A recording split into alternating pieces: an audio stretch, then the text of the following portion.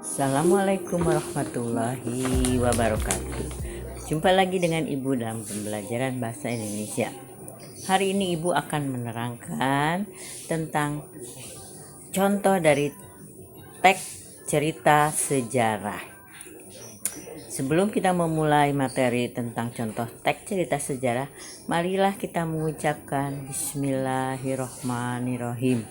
Mudah-mudahan kita selalu sehat, diberi rezeki yang banyak oleh Allah Subhanahu wa Ta'ala, dan dikaruniai kemauan untuk menerima pelajaran ini. Pengertian cerita sejarah. Untuk memahami teks cerita sejarah, perhatikan contoh teks di bawah ini. Sunan Kalijaga. Memasuki abad ke-15 Masehi, Majapahit mendapat serbuan berkali-kali dari kerajaan Kediri. Ketika itu, kerajaan dipimpin oleh Prabu Girindra Wardana. Banyak adipati di daerah itu yang bertekuk lutut pada kerajaan Kediri. Namun, tidak demikian dengan Adipati Tuban yang bernama Arya Teja, yang beragama Islam. Demi Allah, aku tidak akan tunduk pada kerajaan Kediri. Mereka menyengsarakan rakyat, kata Adipati Arya Teja pada para pembantunya yang setia dan putranya Raden Seca. Dan kau anakku, tetaplah mendalami agama Islam dengan sungguh-sungguh. Hidup semakin sulit dan penuh tantangan. Seseorang harus memperkukuh dasar keimanan. Seseorang harus saling menolong secara saudara. Yang kuat menolong yang lemah, yang kaya menolong yang miskin. Islam juga mengatur sebaik-baiknya agar terjalin hubungan mesra antara penguasa dan rakyat jelata. Di depan Allah, manusia tak ada bedanya kecuali ketakwaannya. Petua Sunan Ampel pada Raden Syahid. Selain ilmu agama, Raden Syahid lebih mendalami ilmu bela diri. Ia terkenal murid yang tangguh dan andal. Ia selalu teringat pesan Sunan Ampel untuk menolong orang miskin. Untuk itu ia mengembara ke pesisir utara Pulau Jawa hingga sampai di hutan Jatiwangi di daerah Lasem, Jawa Tengah. Suatu hari di tengah hutan, Raden Syahid bertemu seorang berjubah putih, membawa bungkusan dan tongkat.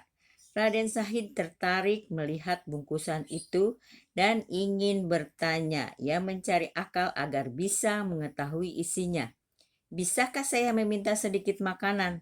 Sejak kemarin saya menahan lapar.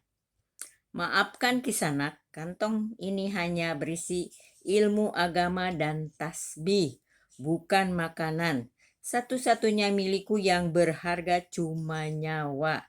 Sedang tasbih ini untuk mengingat dan menyebut nama Allah. Ambillah jika Kisanak memerlukannya, kata orang itu. Kanjeng Sunan, aku mohon maaf, jadikanlah aku muridmu, kata Raden Syahid. Kalau begitu, tunggulah di tepi sungai ini sambil mempelajari ilmu-ilmu ini, kata Sunan Bonang pada Raden Syahid. Hari pun berlalu, bulan berganti. Dengan setia Raden Syahid mempelajari ilmu-ilmu itu dengan sungguh-sungguh. Hingga muncullah Sunan Bonang kembali. Raden Syahid, cukuplah sudah pelajaran itu. Kini kau kuberi gelar Sunan Kalijaga, kata Sunan Bonang. Itulah kisah Sunan Kalijaga yang terkenal sakti dan bijaksana. Sumbernya Aku Anak Saleh.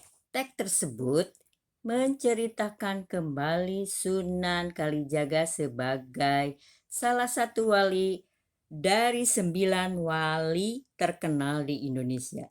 Kisah tokoh tersebut direkayasa oleh pengarang sebagai suatu cerita sebagai rekayasa cerita tersebut belum tentu sesuai dengan kenyataan yang sesungguhnya.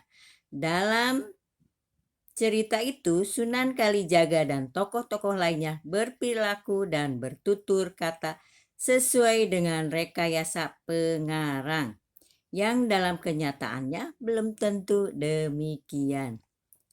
Namun, nama Sunan Kalijaga, Sunan Bonang, dan beberapa tokoh lainnya pernah ada di dalam kehidupan nyata pada masa lalu. Teks yang berkarakteristik seperti itulah yang dikategorikan sebagai cerita ulang atau rekon. Berdasarkan jenisnya, cerita ulang terdiri atas 3 jenis, yakni pengalaman pribadi, cerita faktual informasional, dan rekon imajinatif. 1. Pengalaman pribadi adalah cerita yang memuat suatu kejadian dan penulisannya terlihat secara langsung dalam cerita tersebut. 2. Cerita faktual informasional adalah cerita yang memuat kejadian faktual seperti eksperimen ilmiah, laporan polisi, dan lain-lain. 3. Rekon imajinatif adalah cerita yang memuat kisah faktual yang dihayalkan dan diceritakan secara lebih rinci. Dari 3 jenis cerita itulah cerita novel sejarah tergolong ke dalam rekon imajinatif. Artinya, cerita tersebut didasarkan atas fakta-fakta sejarah yang kemudian dikisahkan kembali dengan sudut pandang yang lain yang tidak muncul dalam fakta sejarah. Demikianlah materi yang berhubungan dengan cerita sejarah. Mudah-mudahan dengan mendengarkan materi cerita sejarah ini, kita bisa membayangkan kejadian di masa lalu yang berhubungan dengan fakta. Nah, karena orang-orang itu atau tokoh itu ada di kehidupan yang sebenarnya. Hanya untuk penulisan ceritanya, kitalah sudut pandang pengarang lah yang mengarahkan cara dia bertindak, berbicara, dan lain-lain, atau untuk tokohnya. Demikianlah pembelajaran hari ini. Mudah-mudahan kita bisa membuat contoh yang dijadikan dalam cerita sejarah. Mudah-mudahan bermanfaat. Wabil taufiq wal hidayah. Wassalamualaikum warahmatullahi wabarakatuh.